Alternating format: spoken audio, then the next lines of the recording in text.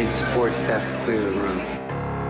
Stand up and walk now. Hello and welcome to The Watch. My name is Chris Ryan. I'm editor at TheRinger.com, and joining me in the studio, he just beat Mike Vick in a foot race. It's Andy Greenwald. I'm so glad you started there, Chris, because every so often we get moments on television, just transcendent moments, moments that remind me just why we do this, why we do this. And Michael Vick just racing people for sport outside of a strip club on the last episode of Atlanta was one of those moments. Probably not since the spaceship in Fargo season 2. Have you been that excited? It was dialed into our interests in a big way. For sure, but also just a moment of, ladies and gentlemen, I'm floating in space. This is what I watch television for. It's for Michael Vick versus Donald Glover 100-yard dash races. Just surprise and delight me, man. Like, is that hard to ask? Atlanta keeps delivering, and it's good that it does, because we've got a podcast about that. Not this one. No. We will talk about Heaven Atlanta. forfend, not this one. Everyone, there's a little podcast called The Recapables that you should be subscribed to. It's hosted right? by Amanda Dobbins with a rotating guest list of other Ringer contributors. Amanda Dobbins from Atlanta. I know. Well, has she ever, aside from being a Dynamite podcast host, that she has the pedigree. Has she ever foot raced any member of the Vick family? I don't think so. Marcus Vick, I think, is more into snake fighting. I think so too. Amanda hosts The Recapables Atlanta. That is ongoing. Goes up after every episode of Atlanta on Thursday, and starting this Sunday is another show on The Recapables feed. A young podcaster named William J. Simmons is throwing his hat in the Recapables ring, and he is hosting the Recapables Billions. Wow. With Binge Mode's own Mallory Rubin. This is relevant to your interests as well. This is something that you care about. Billions? Yeah. Is something I deeply care about. Yeah, I know. Yeah. You're excited. There may be some written Billions content from me this week. We'll see. For real. We'll see. We'll see how things go. So please check out the Recapables. Please check out all the TV coverage. Allison Herman's been writing some great stuff. Good Bill Hader piece by Greta Darrow today on the site, so you can't go wrong when you read The Ringer. And we're talking Barry next week, right? We are talking Barry next week. But today, Andy, a couple weeks ago, Pat Muldowney and the squad, they set us up this Facebook group, and it's become a hive of conversation. It is the new water cooler. Facebook is the new water cooler. Facebook is also the new water gate. Shouts to Cambridge Analytica for sponsoring our conversation group. Really bumpy week for them, but I can't quit you, Facebook, because we've got this great Facebook group. Are you bright-siding Cambridge Analytica? Like, look, well, democracy is on one hand ashes and tatters, but on the plus side, you can really hook up with your fellow Watch fans. You can, and they have some great questions, some great conversation topics going on the Facebook group. So we thought we would do a mailbag that's largely drawn from our Facebook. And we are going to talk about the third episode of Collateral. Can I just tell you that my introduction to the Watch fan group has been bumpy. First of all, I was not green-lighted into the group right away. It's a process. It's like Skull and Bones. I was vetted heavily. I believe I was likely data mined. And then I was finally granted access. And here's how I found out I was in the group. I fired up the old Facebook on the app, on my phone. And right underneath the information where a guy who went to high school a year ahead of me was celebrating the 9-year-old birthday of his son. This is a person I've not spoken to in 22 years. Why did you say it that way, the 9-year-old birthday? Well, because what he did was, and this is what it says, remember this? It's like he posted what he posted 9 years ago. Can I just say? That sucks. I don't mean this to be like full Daddington, but like, why do people write letters to their children on their Facebook page? Have you noticed that? And it's always like, dear Jonah, you are a bright, shining star. It's like, is Jonah being data mined on Facebook too? Does that get downvoted? Can you downvote a Facebook post? Why don't you just tell Jonah? He's right there. Well, because Jonah doesn't have like the mind grapes yet to really ferment on that. He's 9. Yeah, but like, can he really process like the nuances of your boys? Your dad loving you? Yeah. Yeah. Okay. He can. Anyway, fair enough. Underneath that, I got some notes on that from my own father. Fair enough. Underneath that was another post, and it was just someone I wasn't familiar with. And I was like, I don't remember this guy from high school. I don't think this is a friend of my dad's. Did you go to where did you go? You didn't go to Central. You went to a Quaker school. But what it said was, gonna have to push back on Chris and Andy saying Craig Mack's Flavor in Your Ear was Song of the Summer. Yeah. 1994 was all about Green Day, fellas. And I'm like, whoa, this is what's happening? Well, you know, it's a two-way conversation. That's Andy. what's shocking to me. That's what's cool about Facebook. That's what's cool? Here's the thing. I definitely, and I'm new to this. Here's why I like podcasting. You're fine, by the way. You're great. Okay. But what I liked about it was that it was kind of the lecture model of the university. You know, like it's more of the Hyde Park Barker. We stand up on our crate and we yell at the trees, and the trees don't yell back. But hey, trees, what's up? So fair enough. It's true. Was Flavor in Your Ear a Billboard Top 10 track that year? Yes, actually, it was number 9. I looked that up. The answer is yes. Dear Jonah, Craig Mack was a rapper. Letter to my unborn son about Flavor in Your Ear. My unknown seed. Chart position. So anyway, I guess the point is to say that we're listening. We're listening. You know what our producer loves? Banter. So let's get into the questions. Let's get into the mailbag questions. The first one comes from Max Marvin. And I got some heat for you here, Max. Okay. Do you guys have any guilty pleasure or trashy reality shows that you watch, maybe as a palate cleanser compared to all this peak TV that they are, quote, forced to watch? And nobody's forcing us to do anything. It's not like gavage. Yeah. It's not like we're making culture foie gras here. But, Max, you know, this is sort of interesting because I think that there was a point where there was almost like a poptimist movement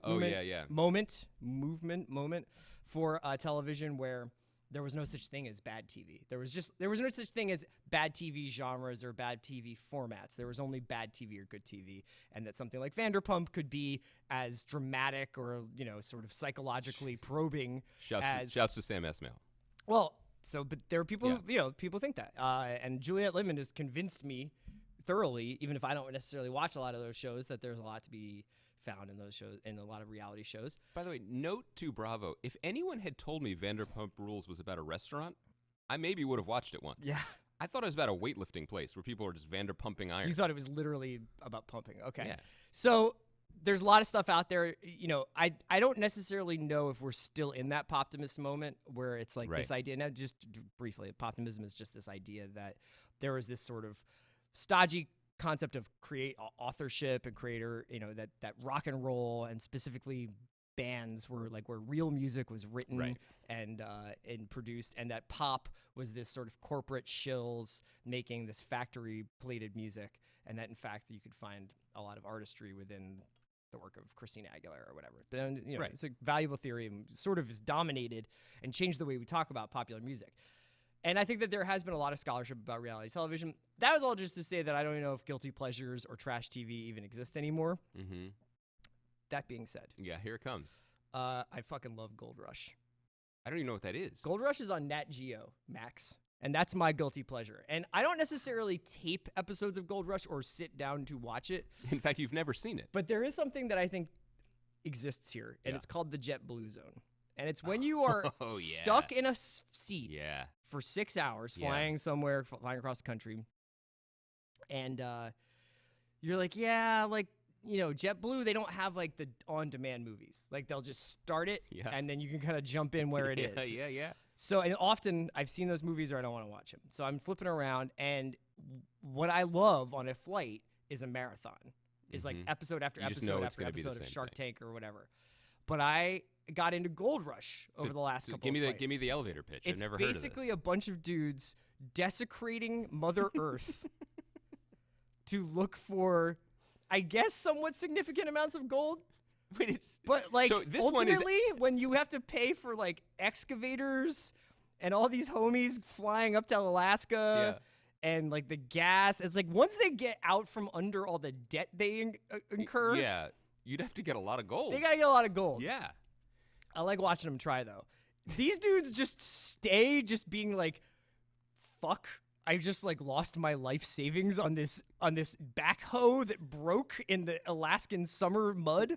And I'm fascinated by it. It's actually just like, it's usually these 2 or 3 crews working in different parts of Alaska, mildly competing against each other. And there's a couple of like, oh, this guy left this crew to go work on this crew. And I'm particularly into this guy, Parker Schnabel, who's like... Is he related to Julian Schnabel, He's the really painter? young. He looks like Adam Driver. Great. And he kind of sounds like Jesse Eisenberg. And he's really into Dram, the rapper, D-R-A-M. Uh-huh. And he is sort of this enfant terrible of the Gold Rush community. Of the Prospector Hive? Yeah, and he recently just did a spin-off show called Gold Rush Parker's Trail, where he and 3 buddies like hiked the original like gold mining trail. So this is enough of a thing to be spawning sub things. Oh, for sure. Yeah. So that's that. I guess if I have a guilty pleasure, if you're in the JetBlue zone and you want to watch a marathon, I recommend Gold Rush. Do you have a guilty pleasure right now? I'm really into this JetBlue zone idea. Yeah. I, as people know, if I am ever allowed to fly solo on an airplane, or should I have an opportunity, I will watch the major films of the previous 16 months and report to all of you on them. That's my thing. But when I'm flying with children, and we've been flying on the JetBlue recently, the JetBlue zone for me is having the screen on, and I'll find like ESPN 5 where they're showing like a Nottingham somebody match in the Premier League. Yeah. I know nothing about the teams. Nottingham's not in the Premier League. I can't even. Well, that's okay. Well, there's my first problem. So you're definitely not watching the Premier League, number one. And I just sort of watch them kick the ball on mute. You're like a cat. Literally, it is something to distract my eyes, and I find that very calming. So sports. No, what's your guilty pleasure? I know that you're gonna say like, is there like, what's the basest of food TV that you will watch? It used to be Chopped. I really like Chopped a lot, and I had a lot of theories on strategy in Chopped. But I really don't even. This is interesting. I noticed I really don't turn on television anymore, linear television. I'm almost, although I pay in a healthy amount to maintain the live television, I'm generally just going to the Apple TV and choosing among the little boxes.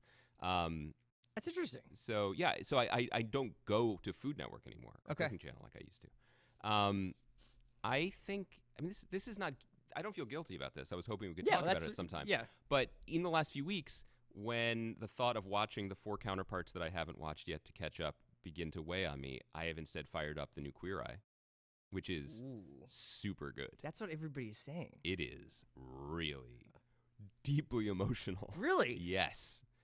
I really, really recommend it. I couldn't tell if that was like a millennial bit. No. Did you ever watch the first one? No. First one was great. Okay.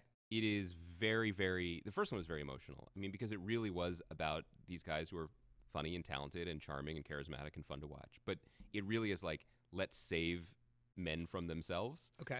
An underappreciated genre, because usually television is about watching men destroy themselves. And so it's a nice antidote to that. And for this one, they got a new Fab Five, who are also all indeed fab. But they moved it from, because in the first season they filmed in and around New York, so they were basically only helping people in like Port Jeff Station, like up on Long Island, so it was not that far removed from what to us at the time was our world. They went to Atlanta and its environs. Now, they are not necessarily helping Paperboy, but they are actually going to like what I would feel comfortable saying is Trump country, and sashaying in many cases and helping people, and it's very heartwarming. Okay. It is a very, very pleasurable watch. You will cry. Okay, so Gold Rush and Queer Eye are the 2 things that probably we use as palate cleansers from well, it's interesting. We've never talked about them, so it's a good question. Next question. Drew Turton wants to know, it's a 2-parter. Name a time, so I'm going to take the first part, and then I'm going to ask you to take the second part. Okay.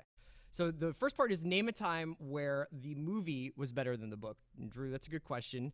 A lot of the times, because of like the psychological depth that books have over movies, and the fact that you can really live inside of a character's mind, or that you can you can read descriptions of what. I'm reading a Richard Ford book now set in Oaxaca, and the way he describes the light bouncing off the mountains and the way he describes smells is just incredible. But typically, that you can't do that with movies, but there are obviously some films that have eclipsed the books, and I would say the number one for me is The Godfather. Okay. Mario Puzo's book, which I've skimmed, I wouldn't say that I've spent a ton of time with, is more known as like a kind of sensational like beach read, a paperback kind of blockbuster of the time. But The Godfather is one of the 3 or 4 best American films ever made. I would also say Stand By Me, which I thought found like a new level of emotional resonance with the performances from Will Wheaton and River Phoenix and the people who were in that movie, that the Stephen King story didn't quite reach. And I think probably even Stephen King would admit that. But that's one of those that I think kind of takes the source material and goes way, way farther. The second part, unless you have I've one, got two. Throw it out there. One is MASH. The book is fine and of its time. I forget the name of the author. It's very dated, particularly in the way the characters talk about hot lips. I would say would not do well in the #MeToo era. Yeah. The movie is so fantastic and so alive and so disrespectful of the book, but also disrespectful of the screenplay, famously. Yeah. Remember, Ring Lardner Jr. won an Oscar for a screenplay that Robert Altman essentially threw out when he made the movie. Sure. But in a way, it not only captured something really thrilling and exciting about American filmmaking at the time, it commented in a very vibrant way on Vietnam, even though it was set in the Korean War. That's one example. The other one I would say is There Will Be Blood. We actually had a exclamation point. We had a talk with Sean Fennessy about this recently because as The Ringer's preeminent PTA scholar, he has definitely read and underlined his copy of Oil. Yeah. But there is something truly thrilling when a filmmaker finds something that excites him or her and finds something that will speak to the culture, to the times in a more primal way, in the way that a movie can be more primal because it is not telling you, it is showing you. Okay, so the second part of Drew's question was, what director-actor combo would you want to make the movie adaptation of The Last Good Kiss? Ooh, see, this is why I should look at the questions before we do the podcast. Zach, that's a good note for me for the future. Here's what I will say, Drew, is that we are going to circle back to this. Okay. Is because we're doing Last Good Kiss for Double Down Book Club. I don't know if we've decided exactly the date that we're going to start talking about. No, I did notice in the very nice graphic that Zach threw up, he put a library due date on it. I believe like April 9th, early April, first half of April. Maybe we'll give people a little more time. But so we'll do that. And then so maybe when we talk about it for the Double Down Book Club, we'll have our that's great. We'll have our pitches for who should write and direct and who should star. And if people are reading it, then they can form their own ideas and opinions, and we'll circle back. But that is an exciting idea. So next question, Adon Magana asks, the guys have talked about how movies have taken back the monoculture and dominate our shared cultural conversation the way shows like Breaking Bad or Mad Men did at the peak of TV's golden age. Aside from every other TV show being a Game of Thrones or Star Wars spinoff, what does TV have to do to reclaim its place in the culture? I'm going to take Adon's question here, and I want to flip it and ask you a question. Would Black Panther be as big of a deal if it was a 10-episode Netflix show? No. What if that meant more Killmonger backstory, more Dora Milaje, more Sterling K. Brown, more everything, diving deeper into this world that everybody can't get enough of? I'm not taking away anything from the big screen spectacle, or do you think that the whole point of why it's captured the imagination is that because now we are entering, there was this whole thing back in the day when an album would go like triple, quadruple, or 5 times platinum. Diamond status. And you were like, are people literally buying 3 copies of this Hootie and the Blowfish album? Yes. I think people are going to see Black Panther for 3rd and 4th times now, And there's an article in Deadline over the weekend that we can throw in the show notes. The numbers on this movie's performance are gobsmacking. They're insane. Yeah. So what would you say, okay, if not Black Panther as a television event, and you can talk about that. Yeah. What would TV have to do to take back that conversation? I think in terms of Black Panther, I think there are 2 conversations. One is about the quality of the movie, which is a conversation we've had and happy to have again. The other is what it represents and what it means. And I think in a way, it would be almost cheapening the achievement to say, well, we need to explain all this a little bit more. Part of the triumph of the movie is its swagger and confidence and scale, and saying, we don't need to hold your hand to introduce you to a predominantly black world of superheroes or a fictional African country. You're here. And this is how things are going to go here, and you either come on this ride with us or you don't. And to the tune of $1 billion, people went along with it. I think that's the importance of that movie. That being said, Black Panther and the mythology created around the character and added to it by Ta-Nehisi Coates recently, or Christopher Priest, or all these other great writers who have worked on the character, is certainly rich enough to have ongoing television type stories with the mythology, with previous Black Panthers. I mean, that's all there. Yeah, sure. And there are rooms somewhere in town already trying to mine that for potential spin-offs. The other note I would say is that the last Infinity War trailer dropped and the posters are out, and so people are talking again. It's very hard. I think the first way to frame the question is it looks like the most successful movies of our time, which basically at this point you could say are the Marvel movies. In terms and Sean has a really good piece that's up today about Disney's dominance over the last decade, and they have something like 6 of the top 12 all time, right? Already. Right. Yeah, and a bunch of them have been released over the last few years. And they're TV shows. Yeah. They stole, in some ways, borrowed, utilized, whatever you want to say, some of the things that helped make television dominant in the previous decade. The interlocking storyline, the sense that, we can't wait for the next one. That's what that is. So it's sort of hard to think about what TV could do when movies jacked some of their best moves and then amped up the budgets and the stars that are willing to appear in them. The final question, I have no idea, because it was interesting that American Idol is back. I've not watched it. I can't imagine you've watched it. You're too busy watching. I have not. Prospector porn. But that is a show that was more than The Sopranos, certainly, was the poster child of the centrality of television to our culture, appointment television, even as people were starting to DVR and there were beginning to be streaming options near the end of American Idol's run. It had voting, for Christ's sake. And you had to tune in live to do it. Yes, and it's kind of came back with a whimper because that specific moment is over. I mean, of course, The Voice is popular and competition shows will always have a certain baseline of popularity, but that moment has passed in a very profound way. And so it's hard to imagine what could take the place of it unless there really is that show that people are chasing all over this town. Yeah, I wonder that whether captures or not the imagination because I wanted to fold this into our conversation anyway, but I imagine you and probably a lot of our listeners saw, I think someone even posted it on the Facebook group. There was a long thread about people misunderstanding Netflix. Mm-hmm. We should retweet this again so people see it. But basically misunderstanding Netflix's metric for success because Netflix and Amazon and Apple are technology companies. Yes. Before they are entertainment companies. And I think I've said this before, and I'll say it again. I think Netflix is viewed as a studio when in fact it's a video store. It's a streaming service with technology. And yes. I'm being flippant. Yes. And I like and love lots of Netflix shows. Right, they're West Coast Video, but they make the movies in the back. But it's like they're ambivalent about whether something is quote unquote good or not. Of course, it's better if something is good in the hopes that it gets to people more. Yes. But if Cloverfield Paradox is Paramount's distressed asset, that doesn't mean shit to Netflix. Exactly right. As far as they're concerned, they paid $50 million or whatever they paid for a sci-fi movie from Bad Robot. And to make the splash after the Super Bowl. And to show that they're willing to mean business and shareholders see how aggressive they're being and what they're spending money on and the engagement and awareness of that movie were probably off the roof. Through the roof because of the way they did it. Mm-hmm. What's interesting about Apple coming out and saying we're all about quality. We're all about making the best shows, not all the shows. But let's also say another thing. Until they make something, Apple is all about press releases.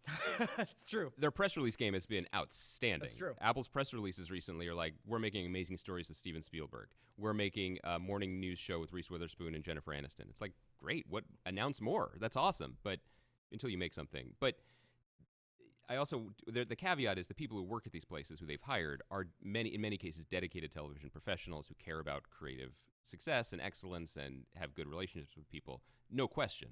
But the companies themselves, all of this, I brought this up in response to that very good question because they're not trying necessarily. Right. They're not trying because Netflix is much happier to have 19 B-minuses that engage completely with 19 subgroups who tell their friends and family to watch things, maybe watch things more than once, than they are to have 2 things that everybody watches. So I'm gonna skip ahead a couple of questions just to do this.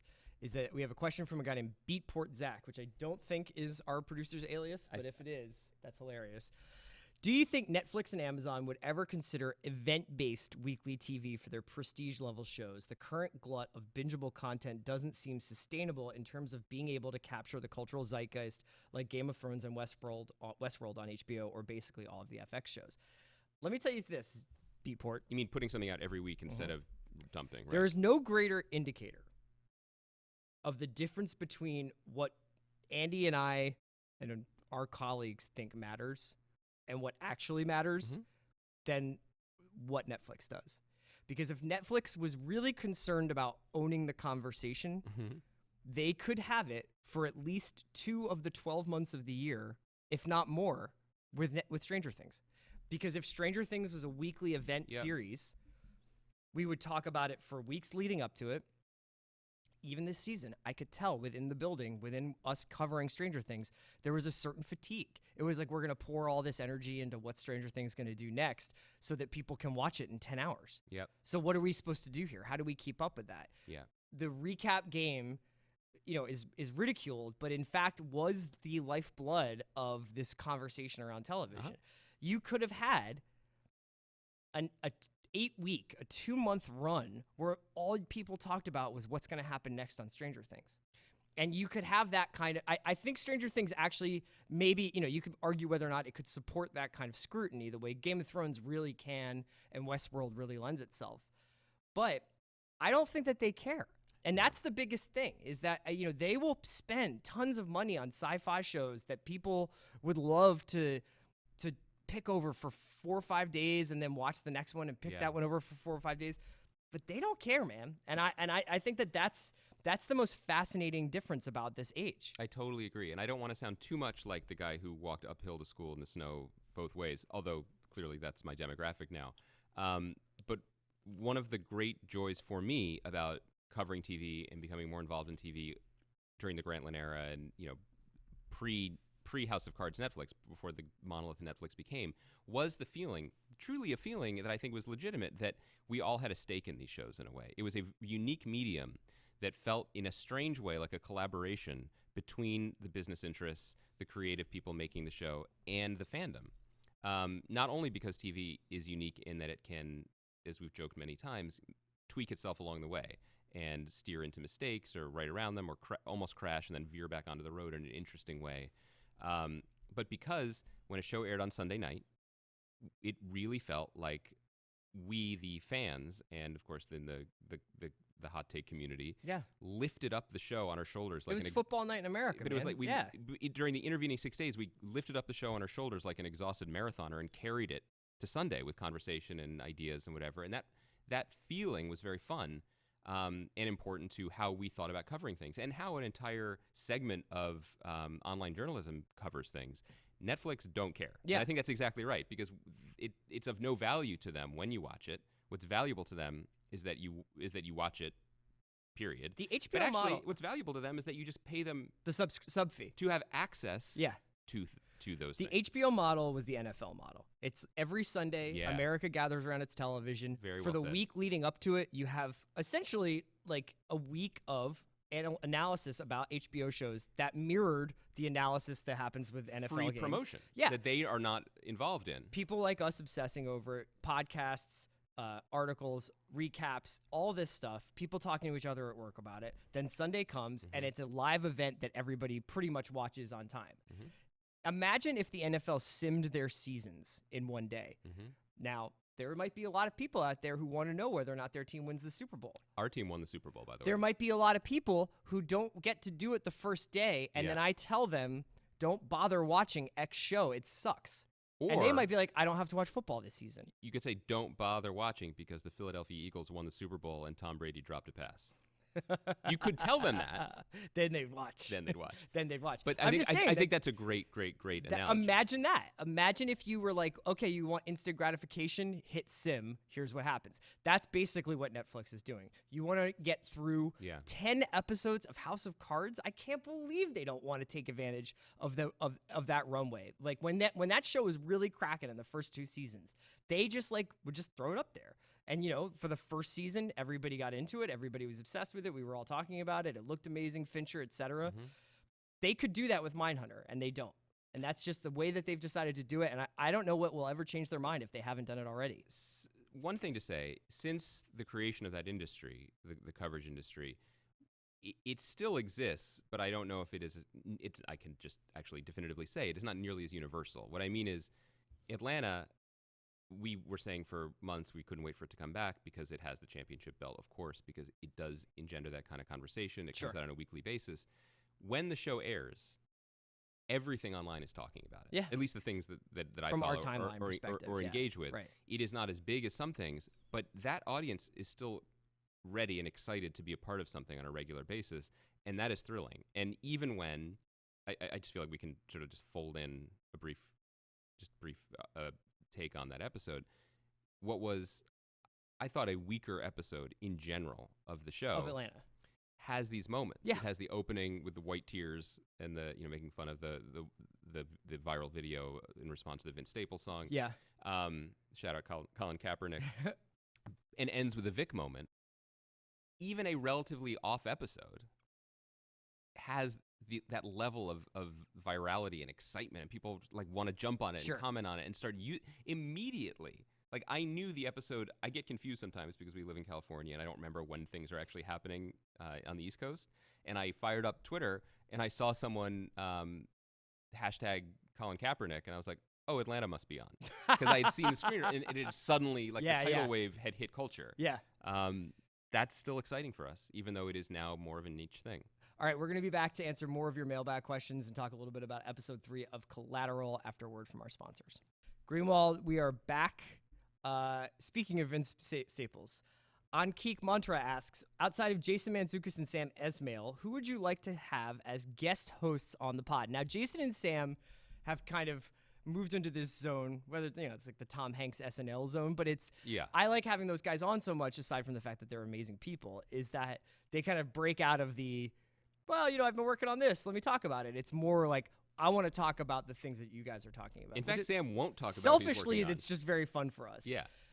It's hard to get people there, and this is just a wish list that I've put together for us. Oh, did you? Yeah. Do you want to know mine? Because you actually have a list. I just had one person at the top of my head. Yvonne Orji. I want her back because she's never actually been on the podcast. She did just a live show. She did a live throne show with us this summer at Largo. There were some videos put out, but we couldn't put out the whole audio. Yeah. It was her and Zooks together, had never met, Dynamite together. Yeah. She's a lot of fun. Yeah. And I hope we can get her on before the next season of Insecure. I would love to have Vince Staples on. Love to have his takes. Vince Staples is the king right now. Yeah. Vince Staples is like an all-time talk show podcast guest. Jason Bateman. Well, we've got a lot to discuss with him. This is the secret. You're putting this out into the universe. I've asked. Yeah. I'll put it out there. It's not on Front Street or anything, but I've asked for Bateman. You should try just sort of. You only made one of the top 5 movies of the year already, bro. Game night? Game night. Tweak the ask and tell him that this is a Daddington pod. And that's all we talk about. Then I get isolated. Then I get alienated from the process. Listen, he's going to show up. You think that we literally scream at the top of our lungs about how good Ozark are, but if you think we appeal to his fatherhood, he'll come on? I think he would come on, and then you could just scream to him about money laundering. I would also love to spend some time with Gina Rodriguez. Oh, God, she's great. Yeah, did you listen to her on Marin? Yeah. She seems like a fun hang. Roger Deakins. What's that guy doing? Wow.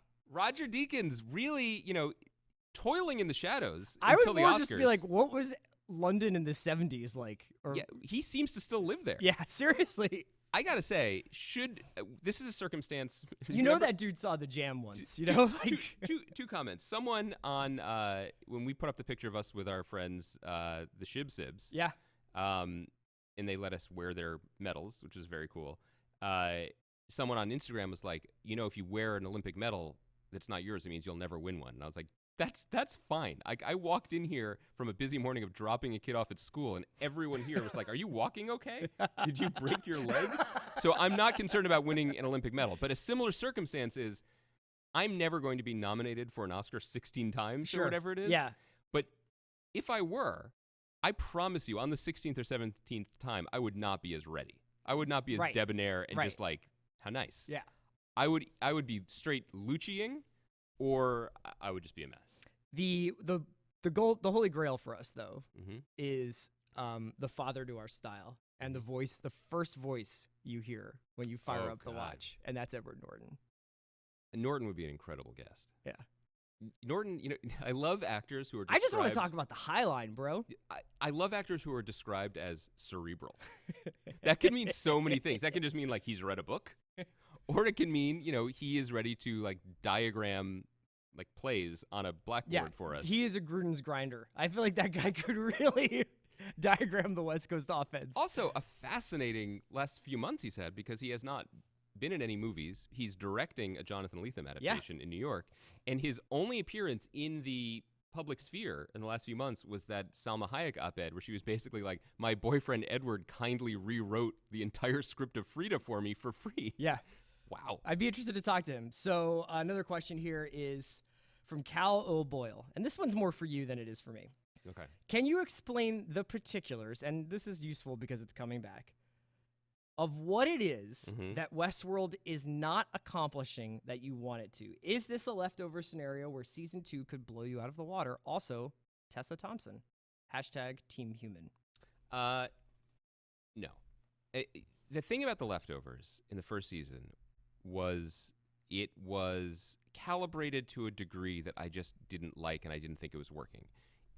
But it was clearly interested in things that I'm interested in shows exploring. It was deeply invested in human emotion and responses and the idea of the world being unknowable, mysteries lurking in a way that would never be not interested in easy resolution or answers. In that case, it was a direct response to Damon's experience on Lost, and in some ways a refutation of it.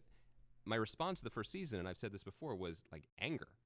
And anger is kind of love, just tweaked a little bit. And so when they got the balance right, and Damon talked to us about this, he remembered, actually he was forced to remember because he had the misfortune of attending a funeral, but he remembered that people often laugh at funerals. There are wakes. And he realized that he had to let some light in order to appreciate the darkness on the show. And then I think it elevated itself into a masterpiece.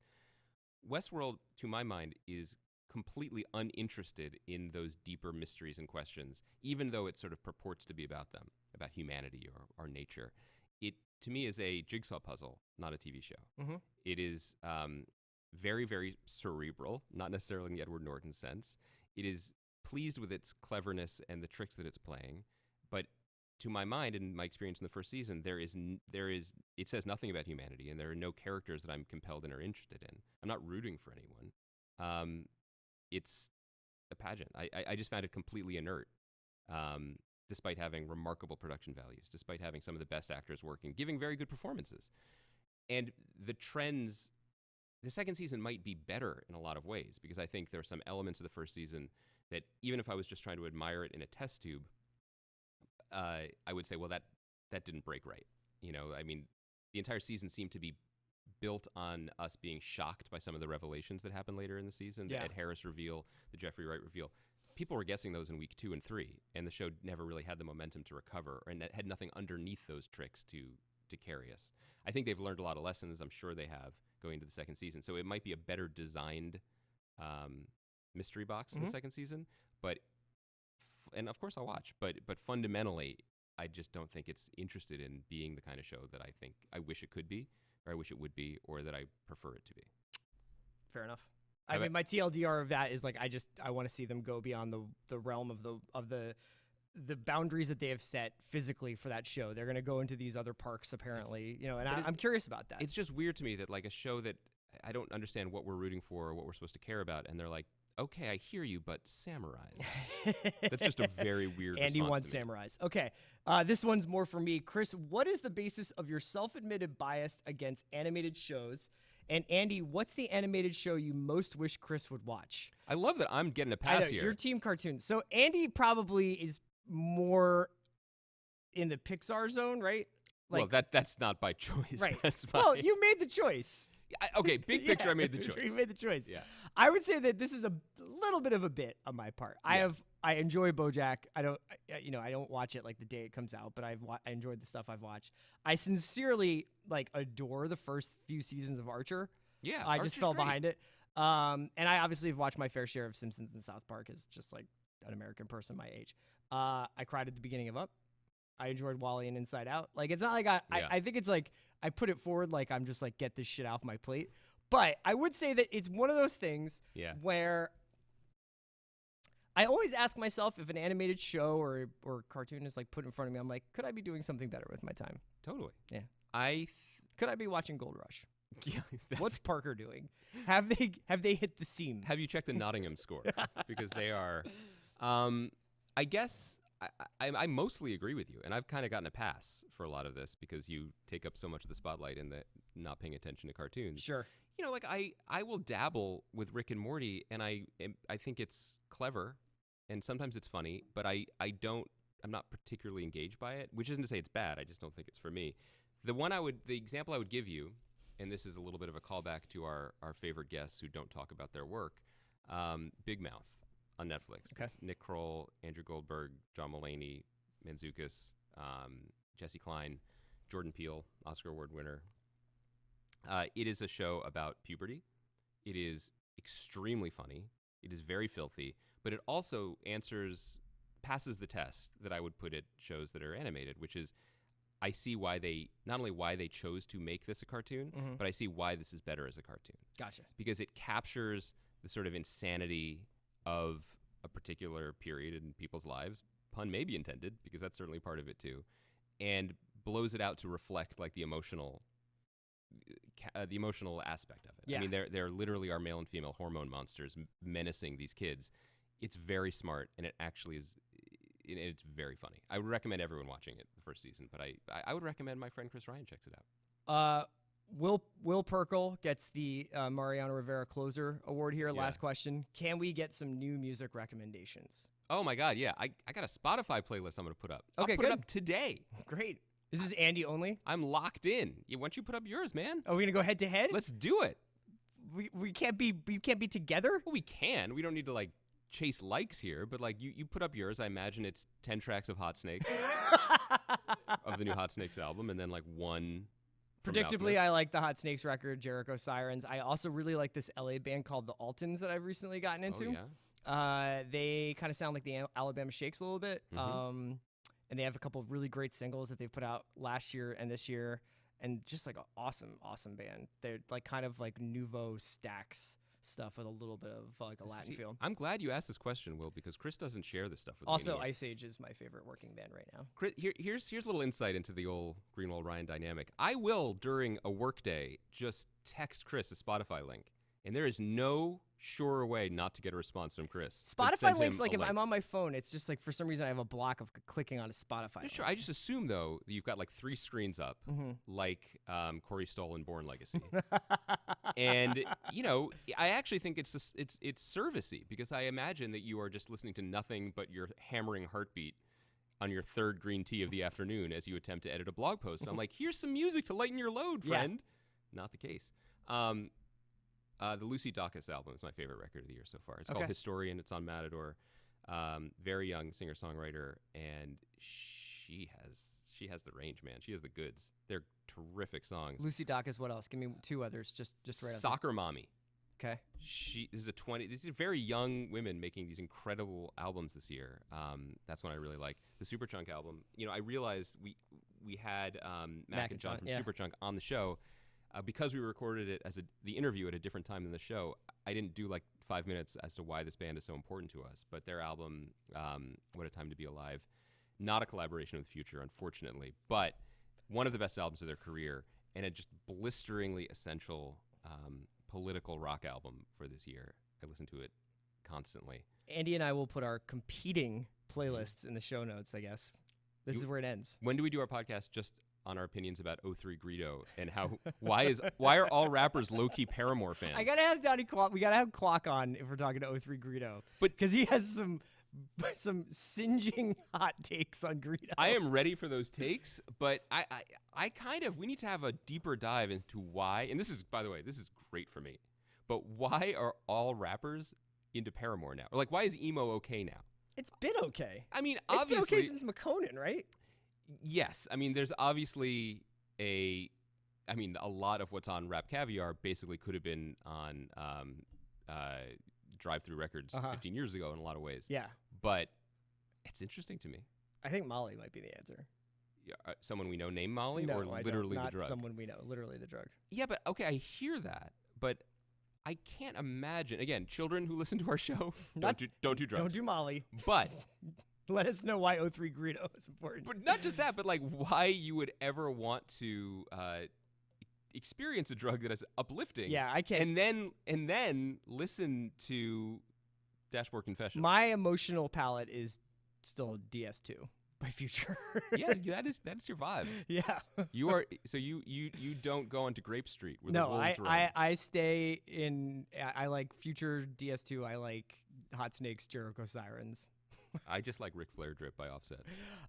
Let's quickly talk about episode 3 before we get out of here of Collateral. We've been doing the sort of chapter. What do people think? Are people talking about that on our Facebook group? This has been a really interesting show. I have not gotten as much of a nuanced but varied response. So people are actually have like intellectually stimulating things to say about the show rather than like, this sucks, it was overrated, or this is the best show of all time.